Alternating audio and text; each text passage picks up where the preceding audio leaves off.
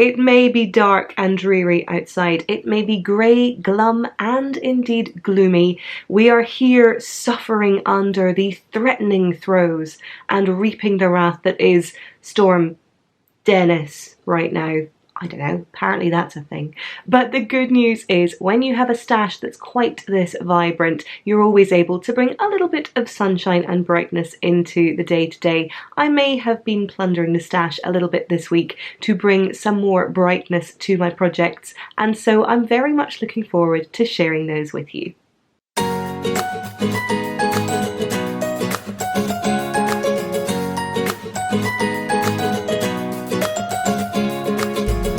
Hello there pickles, and welcome to episode 39 of the Knitting Vicariously podcast. My name is Caroline. I'm found more commonly across Instagram and Ravelry as dunderknit. I'm a knitter living here in London, and if this is your first time joining us here on the podcast, a huge hello and welcome to you. I do give a customary warning up front just to let you know this is a swearing friendly podcast. The language, the general tone of the whole thing is a little bit sweary and a little bit colourful, and therefore if that's not your bag, I completely appreciate it. This won't be the podcast for you. But for everybody else, or indeed for those of you who've decided to stick around and give it a go, you are incredibly welcome here, welcome back, and I really do hope that you're well. February is proving to be pretty grey and dreary indeed, but the good news is there are a couple of bright spots to look forward to. The first of those is coming up next weekend. It's Unravel Festival, which is taking place in Farnham in Surrey, which is over to the southwest of London, a little bit over an hour's drive away from where I live, and it's a festival that I've been heading to for many years now. It's between Unravel and Fibre East as to which of the two festivals I've been attending for the longest here in the UK. But I do like to try and see one, if not both of them, on a yearly basis. It's such a great event. It's a great mix of different types of vendors and crafts, and the Maltings building is one where you have lots of little rooms. It's a bit sort of labyrinthine and really kind of lovely to go around and see some of the different vendors there. So I'm very much looking forward to that. I will be heading over either on Saturday or Sunday. I haven't quite worked out which yet. It's looking likely that it will be Saturday, but if you do really want to know one way or the other, I will probably be posting about it over on my Instagram. And yes, if you are going to be there, if you are heading along and you happen to see me, please do feel free to come on up and say hi. It would be lovely to meet you and chat to you in person. I say this every time, but one, I really enjoy meeting all of you out there in the wild, so to speak, and two, it's just a really nice opportunity for me to talk to people that aren't me or my camera. So, because you know, it might feel as though we're engaging, but sometimes when I'm filming it, it really does just feel like me talking rubbish into a camera. Some days more than others, because yeah. Anyway, just wrapping up from last time round, our Blame Dunderknit along for this year is well and truly over. The prizes have now been sent out to our three lucky wonderful prize recipients. We have Anna in Germany, we have Julia in Australia, and Shella in Canada. Your prizes are winging their way to you. I very much hope they're with you in the not too distant future. And for everybody else who took part, or indeed for those of you who followed along, fear not, the Blame Dunderknit along will return later on this year. One thing I did want to flag, and another potential bright spot for me, perhaps not so much for you, is the timings of the next few episodes are going to be a little bit tricky. From the middle of March to the end of March, I am going to be on holiday. I mean, I'm very excited about this. It's crept up on me a little bit, if I'm honest, but yeah, I'm very excited. I am going to be heading away from the 14th of March to the end of the month. That means it does fall on a couple of podcast recording days. And so what I'm going to try and do is the next episode will go up as normal, either on the regular day or potentially a little bit later on that week. But I'm also going to be filming an extra episode that I will schedule for while I am away. Now, I'm not going to be able to show you any kind of future cast-ons or future knitting because that is not the way that physics or indeed the law of time kind of works. But what I am planning on doing is taking a little bit of time to potentially create some content that is going to be something you can watch while I'm out. Now, The obvious one for that is probably going to be a Q&A session. I did a question and answer episode of the podcast around about episode 4, I think, way back in the eons of time. So it's been a long old while since I last did one. With that in mind, I thought it was high time for us to address that. So I will be opening a thread over in Ravelry for your questions if you would like to post them over there. I will be answering a selection of those on this kind of interim middle-ish, endish of March podcast-ish sort of thing. That's what we're going with. And therefore, if there's anything that you've been burning to ask, if you want to talk through something, if you want to get my thoughts, my opinions, or indeed just give me a general verbal prod in the ribs, feel free to post those over there and I will take a look through.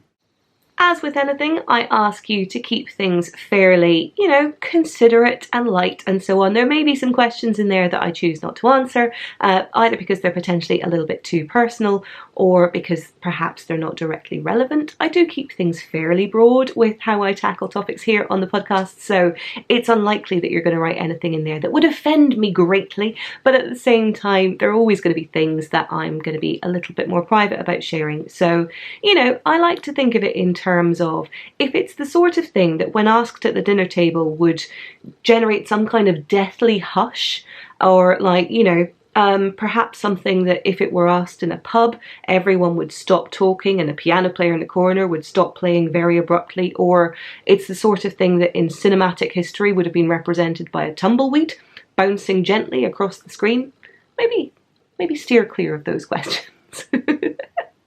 In terms of the holiday itself, I am taking the opportunity to head with my mum over to the US and to visit some national parks out there. We're doing a bit of a tour that I have done a couple of different instances or versions of, a couple of the parks that I've been to before, but mum hasn't, and therefore taking the opportunity to head out there and spend a little bit of time exploring.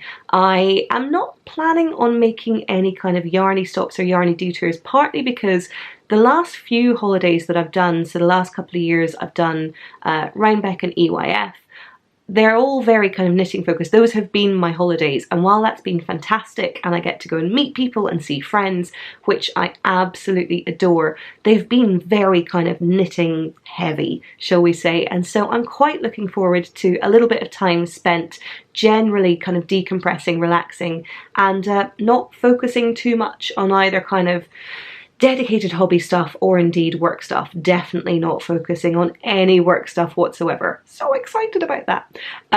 But yeah, it does mean that I'm not really planning on making too many yarny stops.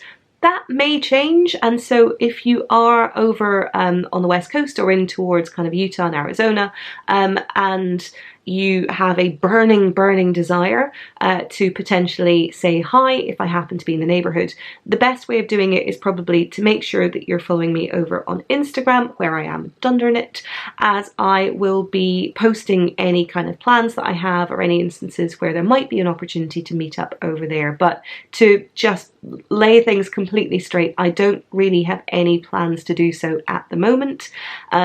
I'm not saying it definitely will change or that it won't change. I'm just trying to be quite candid. So yes, I hope you don't mind if I do happen to be in the area, but perhaps a little bit indisposed, driving around, taking pictures of pretty stuff and going on nice walks. So yes, very much looking forward to the holiday, and hopefully with the Q&A session due to go live as well, there won't be too much disruption to the general podcast. But we're still a couple of episodes away from that, so let's focus on the here and now, shall we? As ever, you'll be able to find show notes for this week's episode in the description box below. You'll also be able to check them out over on Ravelry, where we have the Knitting Vicariously podcast group. It's a fabulous group of makers. We have a number of different threads, some of which I'm going to be referencing a little bit later on in this episode. But if you're not already a member over there, please do feel free to stop by and join us. It's also where you'll find the Q&A thread for the episode that I'll be covering in a few weeks' time. Similarly, you'll be able to find some show notes over on Instagram, where I have the Knitting Vicariously Instagram account, and with each new episode I create a new post with the relevant hashtags and makers linked in there to hopefully make your Instagram stalking that little bit easier.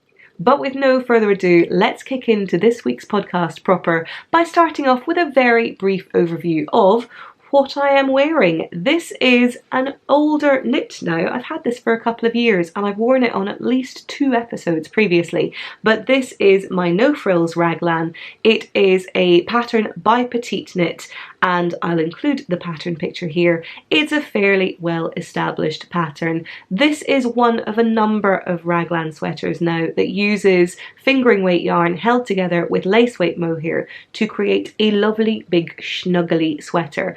And another of these is Jessie May Martinson's cozy, is it Comfy Cozy raglan, I believe, which in terms of sizing is super inclusive. This version from Petite Knit is a little bit more restrictive. I believe the largest size, which is close to the version that I knit, although I knit some modifications, is only about 120 centimetres around the bust, which is not super inclusive, and therefore there are some other options out there available to you.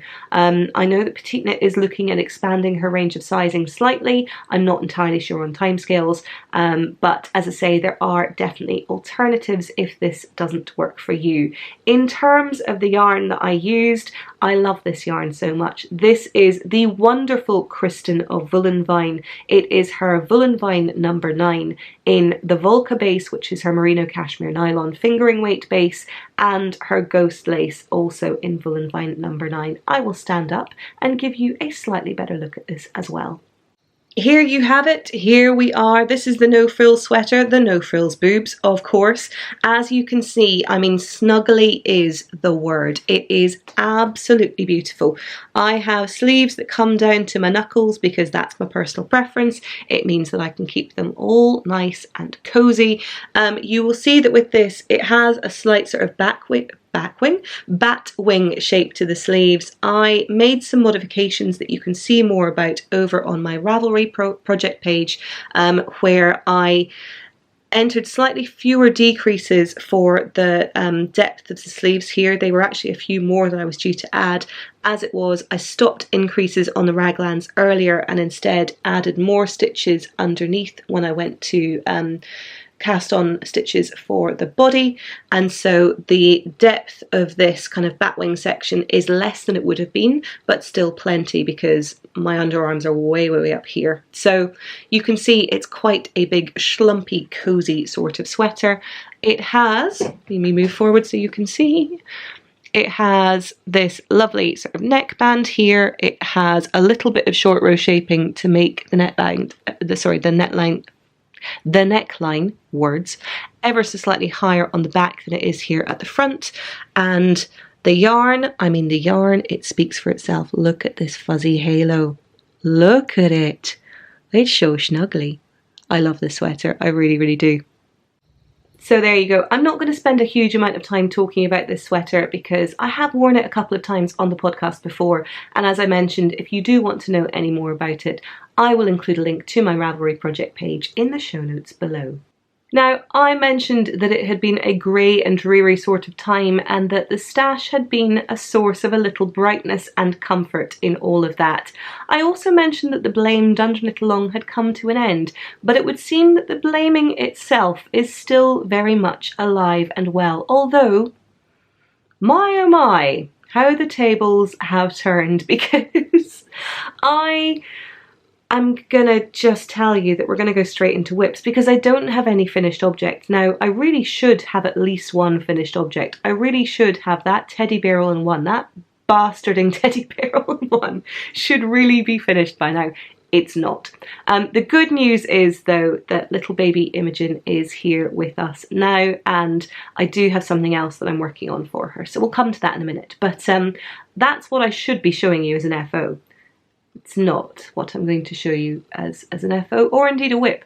To move into whips, what I should be showing you is Hard Cider by Thea Coleman, which I should have been working on, or, you know, my Stoker shawl that I should have picked up again. Yeah. No, not been working on those. Because what happened was I was playing around in the stash last weekend and putting together some nice colour combinations, and kind of thought to myself, oh, this is fun, this is good. I've been looking at Sorrel for a while, which is a wonderful sweater by Wool and Pine, who are dank fibre, and I believe it's Abby's Knits.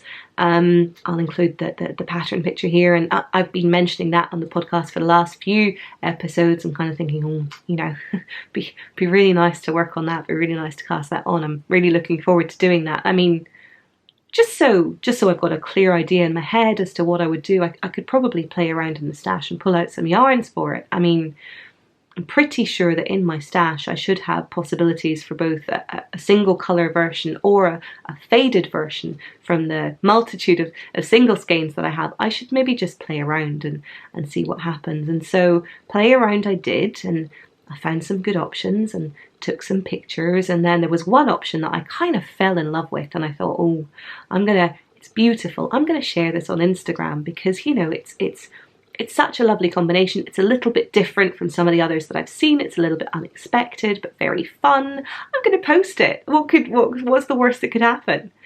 Yeah, coercion. That's the worst that could happen. To every single one of you who posted on that Instagram post, who commented and said, you should do it and you should blame me, I mean, fuck you all. Said with so much love. Because god damn it, if you didn't make me, I mean, clearly you didn't make me. I went and did it entirely myself. But yeah, I might have cast on Sorrel.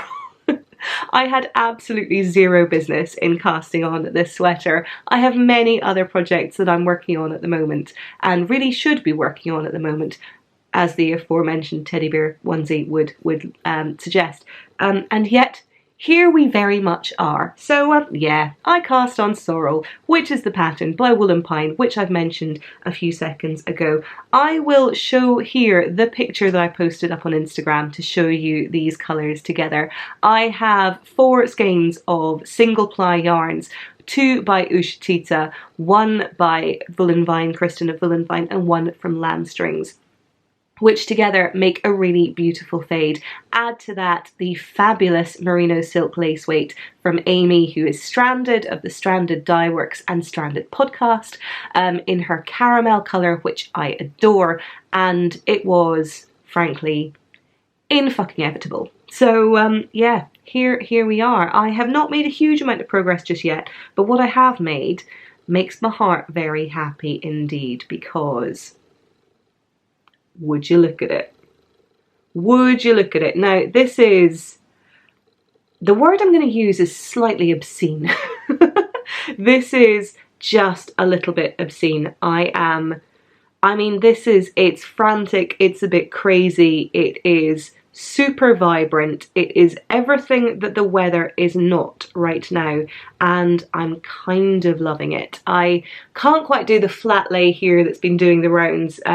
For those of you who are not on Instagram, there is, for everybody who is knitting Sorrel, there's a fairly infamous shot that you take of it, which is once you have it like this on the needles and you have a large enough needle that you're working with, you lay it flat on a surface and take a picture of this beautiful yoke. And yeah, it's pretty stunning. Let me move this end out of the way just to make sure that I'm doing it justice. And yeah, you will see for yourselves how this is working up. So you can see that I have started, focus it here, you can see that I have started by using the Ushatita yarn, which was the one on the left hand side of that Instagram picture. This is her single ply merino in the, I believe it's the coral colorway. I will show you the yarn cake in a second, and I'm holding that together as the fuzzy halo would suggest, with Stranded Dye Works merino silk lace weight in the caramel color. And I think it's fair to say that this is a process knit. As much as I adore how this is working up, I'm not entirely sure how much, not to say how much wear, because that sounds a little bit disrespectful to it. It's a beautiful sweater. I'm not entirely sure it's going to be a daily wear for me, but at the same time, I love it so much. It's so much fun to work on. So yes, let me just show you. I have here the yarns that I'm working from. We have the wonderful and yet so obnoxious single ply from Ushatita. And let me just get the camera to focus. So yes, we have this wonderful single ply from Ushatita in the coral colorway, which, as you can see, is just divine. There's a lot of orange in there, there's also a lot of pink, a little bit of blues, and as you can see, it shifts so dramatically that it definitely needs a little bit of toning down in this stunningly beautiful golden caramel colorway from Amy. And Amy, you need to have more of this in the shop, because I will buy it all, I will hoard it all, and it will be mine forever. This caramel color is the stuff of dreams. So together they are knitting up rather wonderfully, as you can see. In terms of the next few yarns, you've seen them in that Instagram post, but I'll hold them up just so you can see them here. We have Ushatita in the Wild Honey colorway, which I'll put these three up together and then focus. We have Vullenvine in the Pumpkin Kombucha color, which I adore, on her Nouveau base. And then last but not least, we have Lambstrings yarn in her Sadie Singles base in the Rooibos color on her Sadie Singles base. So let me hold these up. There you have it. So you can see that there's a little bit of pink then in the top of this Ushatita colour, along with some of the gold. It then fades really wonderfully into the orangey sort of golden pumpkin kombucha, and then lastly into this kind of russety reddish orangey browny loveliness from Lambstrings. So as a gradient, as a fade, I felt they worked really, really well together, and I'm very excited to see how those work up with the mohair silk in there as well. I am knitting the size 42-inch bust for this sweater, which will give me pretty much bang on 0 ease for my bust size. That means that obviously it'll be nice and fitted over the bust itself, but then there's no shaping in the lower portion of the body itself, and so it should hang sort of fairly straight down from there and then just nip in around my waist or sort of high hip. So yeah, very, very much enjoying this. As you can see, it's knit with the ribbing, the neck ribbing that flows straight into the yoke of the sweater itself, means no picking up stitches, which is something I know my mum really does not enjoy. So here you go, mum. Good sweater for you to bear in mind. It is twisted rib, so it does mean that you're knitting into or purling into the back of some of the stitches, but what I would say is I'm someone who I knit English style, so I knit with the yarn in my right hand, and actually, having done quite a bit of knitting and purling through the back loop, I don't find it too cumbersome. If I were doing a lot of ribbing the whole way through the sweater, then perhaps I would do, but I will say I didn't find this too bad at all. I did an alternating cable cast on, which I've talked about before. It is my preferred cast on for anything ribbed, so it leaves quite a nice, almost sort of slightly tubular style edge. I'm going to see if I can get the camera to focus. Hopefully you'll be able to see that in a little bit of detail, as well as seeing how ridiculously bright and obnoxious these colours are. I love them so much. But yes, so I have been working on that. I am now working on the body. I am now working on the body of the sweater, and that requires US size 5 needles. It is a 3.75mm needle, and I'm using my beloved Chowgoos, which are my needles of choice for all things garmenty. I've just switched on to the 22-inch cable, and with the Chowgoo needles, because these are 5-inch tips, they add an extra 5 inches and 5 inches, so it's roughly 32 inches then, would be my guess, in diameter. And yeah, really, really enjoying working on it so far. I am sure this will be making an appearance again in episodes to come. So that's my first work in progress this week. My second work in progress I mentioned. So baby Imogen has now joined us. She is here, she is wonderful, and I'm very much looking forward to going and seeing her and her mum in the next couple of weeks. For those of you who don't know who or what I'm talking about, one of my very, very dear friends has been pregnant, has now had her baby. They didn't want to find out the sex of the baby in advance of it being born, and it now transpires to be a girl, a wonderfully healthy little girl, and both she and mum are doing incredibly well. So I have already gifted my lovely friend the baby knits that I'd worked on previously. So those are the flax light pullover, which she adored. It's the mignon cardigan, which I've already received a picture of her wearing in the hospital, which made my stone dead heart rather mushy indeed. And also Elijah, who is the stuffed elephant toy from Isolde. So all of those have now already been gifted and are with her and her parents. Now, it doesn't make me want to stop knitting tiny things, particularly now that she's here and I can see how adorable she is. So I did cast on one other project, partly because her mum let me know that she is a little on the small side, and therefore the cardigan that I knit for her, and indeed the onesie, the teddy bear onesie, are probably a little way off being used. And so I decided to take the opportunity to cast on one of my other favourite baby knits, which is the Newborn Vertebrae by Kelly van Niekerk. I will include her picture over here so you can see. This is a free pattern. It's a wonderful pattern, and indeed there are a number of different variants that come with it. So you've got the Newborn Vertebrae, and you also have the baby, and I believe the mama vertebrae are the two others. Now those other two are paid for patterns, the newborn is not, and what it is it's an open fronted cardigan. So unlike a lot of other raglan cardigans where you increase quite dramatically down the front here, add extra stitches for the sort of width of panels that then come down the front, the difference with these cardigans with the vertebrae is it's designed to really focus on covering the back of the baby, assuming that perhaps the front is either going to be sort of left open just for kind of easier sort of snuggling or coddling with the baby, but also just thinking about the fact that it might be spending a lot of time kind of here on your chest, and therefore it's more important that it is cuddly and snuggly around the back of the baby itself. So I have been working on that. I have just bound off the body and will hold it up for you to see.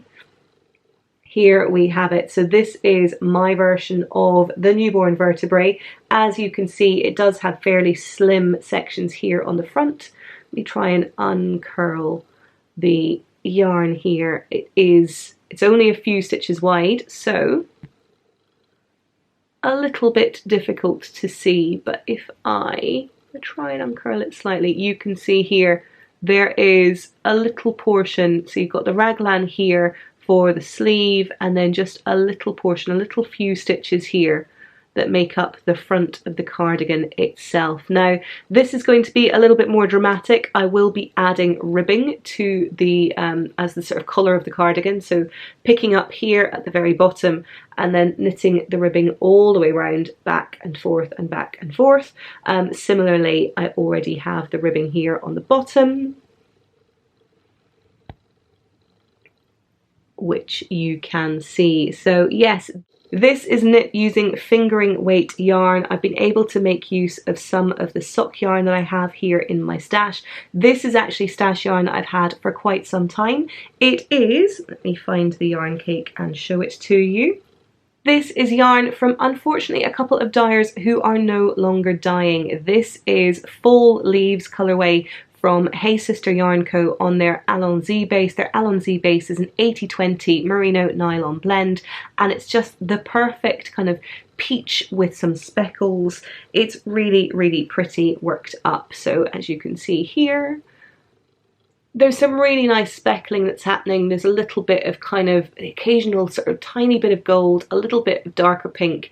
And yes, as I mentioned, with my friends choosing not to find out the sex of the baby until after it was born, a lot of the stuff that they've had gifted to them and that they've received is fairly neutral in colour. And for all that I'm totally buy into that. I'm all for dressing babies in beautiful kind of neutrals and greys. I also thought it would be nice for them to have something that was perhaps a little bit more traditional as well. So I've gone with peachy pink, but in all honesty, I also was very tempted to knit this in gold, because of course I was. I looked at a really nice green as well. It just so happened that this was a skein of yarn that I was really looking forward to caking up and seeing how it worked out. So there we have it, and I'm very conscious that between this, my Sorrel, and the no frills sweater that I'm wearing today, I do have a very distinct, slightly spring-like colour palette at the moment going on, which has been rather in contrast to my gloomy goth phase that I've been going through to date. I definitely think the weather has something to do with that, but yes, really enjoying working on this. Believe it or not, the sun has come out outside and it's now distinctly less gloomy. I'm putting it down to the power of the stash and the oranges and the peachy and the merest suggestion that spring might not be too far away. We'll see how we go.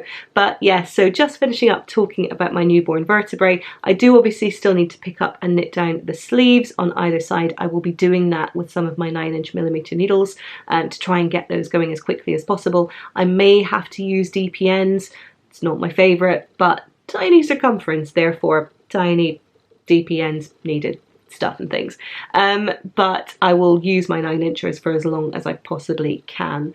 In terms of sizing, so the body of the sweater was knit on 3.25mm needles, which is, I believe, a US size 3, and then the ribbing at the bottom here was knit on a US size 2, which is a 2.75mm needle. And yeah, as I say, really great pattern, definitely one to check out along with Flaxlight if you're looking for something that is perfect for a newborn, perfect for new parents, and generally just really quick and diddy to bash out. Love it. So that's it for whips. Now, as I mentioned, I know I should be working on my Monday scarf, I should be working on my hot cider pullover, I should be working on that bloody onesie thing, gah. But do you know what? I'm also not a big fan of shoulds and obligations, and the blame dunderknit along should really have taught you that much, and so I'm not going to give myself too hard a time about it. I'm very much enjoying working on the things that I'm working on right now, and if that helps you take a little bit of the pressure off and just gives you an opportunity to cast on whatever your heart chooses, you do that. I know we're outside of the blame dunderknit along, but I'm all for making that a standard choice. Moving along into vicarious knits, there are a few patterns that have caught my eye in the last couple of weeks that I wanted to share over here on the podcast. The first of those is a really beautiful sweater pattern. I mean, upfront and honest, they're both sweater patterns. It's very much my wheelhouse, but the first of those is the wonderful Himiko pattern by Ruriko. I will include her pattern picture here so you can take a look at it. This is a beautiful sweater with a lace design that covers kind of the bottom 2/3 of it, if you like, from the bust line downwards. And it's almost slightly, it looks slightly acorn-like. It reminds me of acorns, and actually you'll see that's a bit of a theme between this and the next pattern that I show you, but there's something about this lace pattern I find really charming. So it is a fingering weight pullover. It's knit from the top down, so you are knitting the front panel and then picking up stitches, knitting down for the back panel to just below the sleeves, and then knitting it in the round for the lace portion downwards. So a really nice sweater to work on. There's quite a bit of ease built into the sweater. They recommend between sort of 7 and 15 inches of ease. Sizing wise, it ranges from 37 inches up to 64. But then I would say, to be honest, this is probably a sweater where I would look at the way that it's been modelled, been styled, perhaps look at some of the other projects that have been knit and go for slightly less ease. Part of that is to do with my body shape, my body type. I tend to find that my bust is the largest part of me, so with my boobs, what I tend to find is that if I knit things that are sort of slightly positive ease or sort of bang on zero ease, they do tend to then sort of go straight down from my boobs. And because my sort of hip size, or because I tend to prefer sweaters that sit just on my high hips or roughly at my mid hip, that's quite sort of straight up and down, if you like. So to have a slightly boxy style sweater that hits me with maybe a couple of inches of positive ease around the bust and then it goes straight down is probably what I'd prefer, rather than something that sort of swamps me at a 7 inches of ease. Much as I love the way that it's been styled in the pattern, I'd probably choose something a little bit lower than that for myself personally. And that's something that it is worth bearing in mind, because based on your body type, based on how comfortable you feel wearing different things, I would definitely recommend that you play around with ease a little bit. Pattern designers are always going to recommend ease that aligns with how they've styled the garments and how they choose to kind of imagine the garments, but this is where Ravelry becomes so incredibly useful, because you have the opportunity to go in to see how it works on other people, any modifications they've made, whether they've knit it with more or less ease, and just get an idea as to how it looks on different body types. When thinking about kind of positive ease as well, the yarn itself is also going to be very important. Choosing something with a little bit of drape to it, or knitting at a gauge that allows for some of that drape, particularly if you want something that's going to hang really nicely from your bust downwards, is always a good thing to bear in mind as well. So yeah, I looked at this pattern, thought about a couple of different options for it, but definitely one that is going to be on my knit list for some point.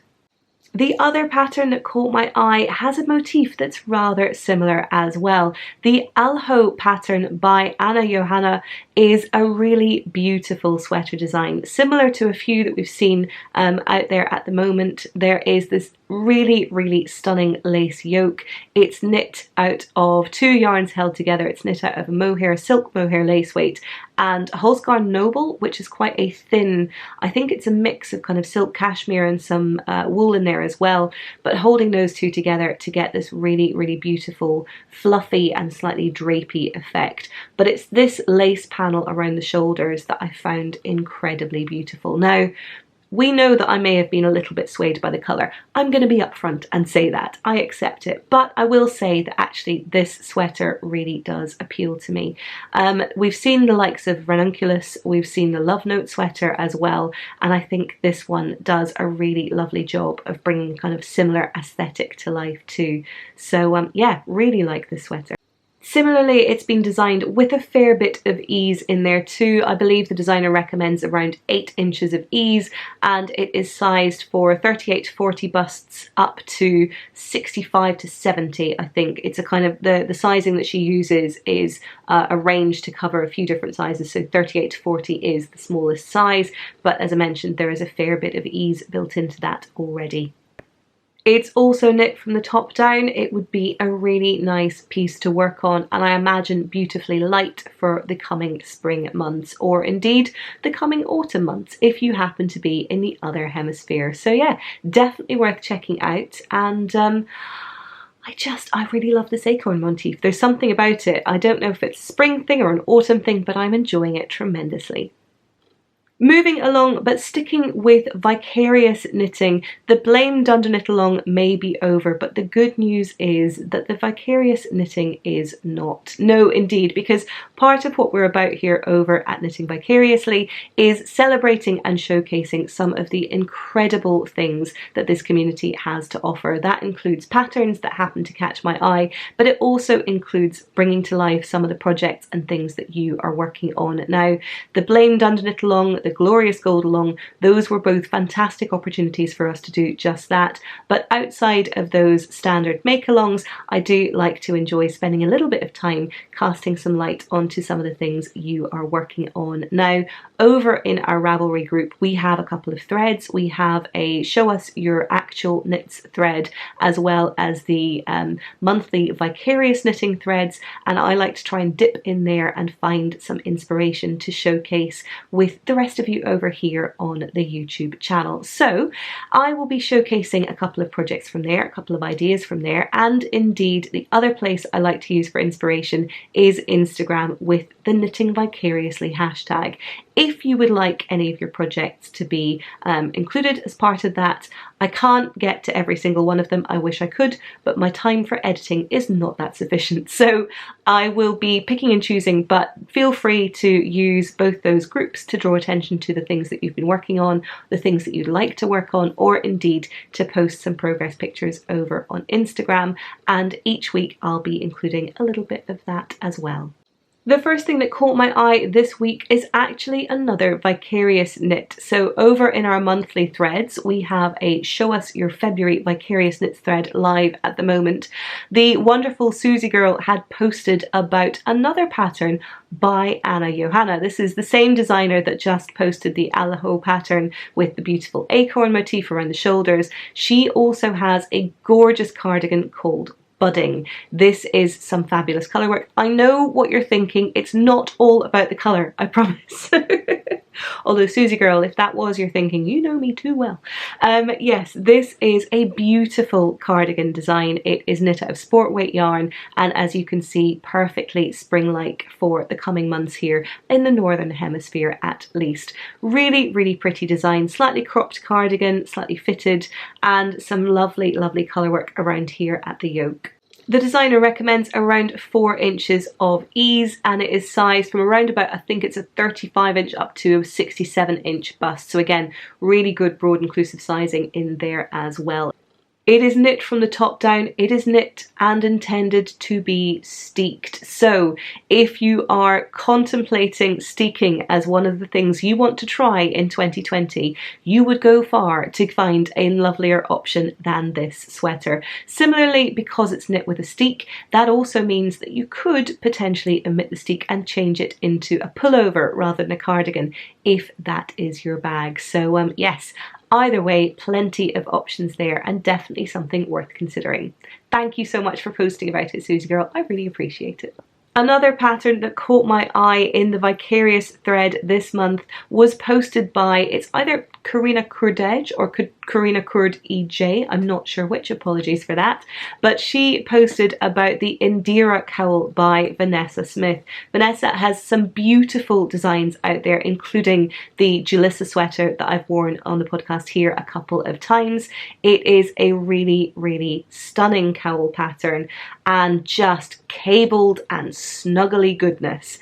It's just, oh, I love this so much. Clearly it's all about the mohair at the moment as well, because this is another pattern that holds fingering weight and mohair together to create snuggles. I don't know what it is, it's just so damn snuggly. But yeah, beautiful, beautiful texture together and a fabulous halo to boot. So definitely worth considering if you're in the market for a cowl. It is a one size fits all. It uses about 425-ish meters of yarn and therefore should be good for a single sock skein, and hopefully, depending on your mohair yardage, a single skein of that as well. It sits really nicely, just sort of slightly open. It's slightly funnel shaped. It would just be such a beautiful snuggly knit. And I've said snuggly about 20 times in the last 20 seconds, so snuggles, it's good. But yes, thank you so much for posting that one as well, Karina. I really appreciate you sharing it. And last but by no means least, over in the actual knits thread, there is someone who has been knocking it out of the park. Maria, who is Miffles over on Ravelry, has been working on a few different sweaters, all of which are in my wheelhouse, and all of which, if I lived any closer to Finland, I would seriously consider stealing. Said with love, but also theft in mind. So she has worked on a couple, or is working on a couple of different sweaters. The first of those is Honeydew by Justina Larkowska, who is Letta's Knits. It's a really lovely textured pullover with this lovely big sort of cowl or slightly kind of turtleneck, funnel neck at the top. And she's posted a couple of pictures there. I'll include one here on the screen for you to see it finished. I love this picture. I love the sweater itself. It is wonderful. So Thank you so much for sharing that. But as if that were not enough, she also posted a progress picture of a sweater that I have been lusting after for a very long time now. She is working on Sylvia, which is a pattern by Sari Nordland. I've talked about it here on the podcast multiple times, and I'm still deeply in love with this sweater. So I can't wait to see how you get on with that. I'm really enjoying seeing it working up. So please do continue to post about it over in these threads. And similarly, if you do want to post and share your progress with the rest of the group, I know that some of you are feeling the absence of the Blame Dunderknit along a little keenly, so hopefully being able to duck into these threads will continue to give you some of the inspiration that you need.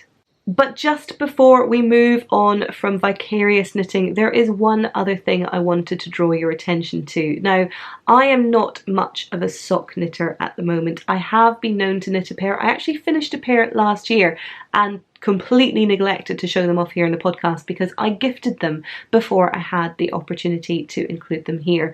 I worked on some socks last year that I took to Rhinebeck with me. It was some beautiful yarn from Dusty Dimples in this amazing kind of predominantly sort of yellowish gold and white and speckle colours. I'll include the picture that I do have of them here, but I worked on those. I finished those just before Christmas and gifted them to a wonderful and very dear friend of mine. But I haven't been doing a huge amount of sock knitting. However, I do know there are some folks out there who are not blighted by a lack of sock mojo, and indeed plenty of those of you who want to work on some socks. And therefore, I just wanted to draw your attention to the fabulous human that is Denise, who is Earth Tones Girl. She is one of the loveliest people I have ever had the opportunity to meet in person in any kind of capacity. I'm including any kind of like work circumstances. I'm including people I have met throughout my existence in education. I am talking about one of the nicest humans on the face of the planet, and I will stake my reputation on that. My reputation is not worth much, but I will stake it. She is just wonderful.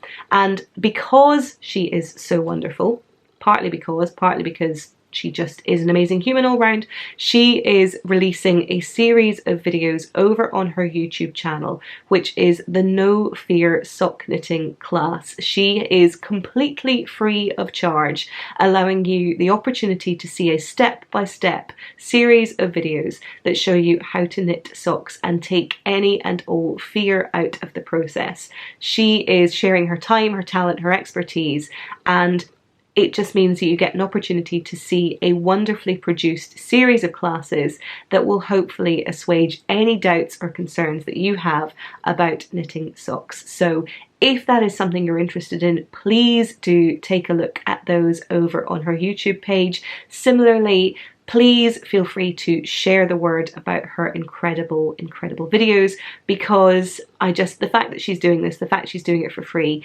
is just such an amazing endeavour from such a wonderful person. So please do give her some support for that.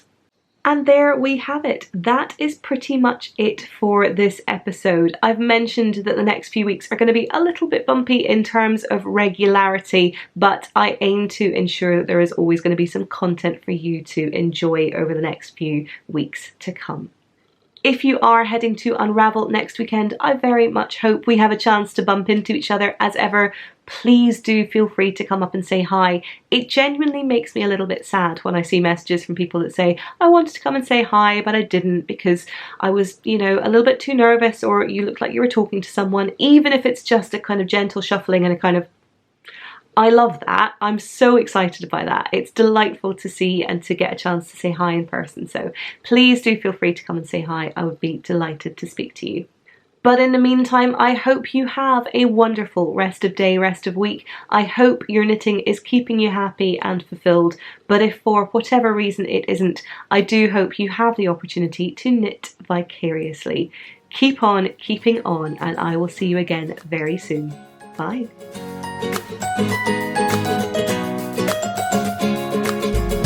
Now, those of you who've been coming to this channel for a while know that I'm pretty open about most things, and therefore you are entirely welcome to ask the questions that pique your interest, whether they be stash related. If there's one particular skein of yarn you want me to tell you which one it is, make sure you're clearly directing me to it and I will endeavour to do just that.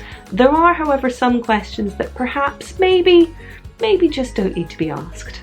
If your question gives you slight pause and you're not entirely sure if it's appropriate to ask it or not, I would say maybe just best not. If it's the sort of question that is perhaps likely to engender some kind of thunderclap from the sky when asking it, or the sort of thing that perhaps if you were in the midst of a crowded room would stop a bunch of people talking. If it's the sort of question that come Christmas Day and you're surrounded by friends, family, and you've been drinking for a good few hours, if it's the sort of thing that your great aunt is going to drop into conversation and everyone's going to look awkward really around the room and no one's going to quite catch the eye of Cousin George, don't ask that. If it's the sort of question that perhaps you're on a crowded bus and everyone's pressed up against each other and all of a sudden all you can hear is the tiny little voice of the child in the back of the bus going, "Mummy," followed by a deeply inappropriate question that means everybody on the bus is just wishing they could be anywhere other than there right now, don't ask that question. If it's the sort of fact-based question that something like Google might be able to help you with, then please do consider asking Google. And I am including in that the sorts of facts like, what brand of sock machine does Amy Florence have?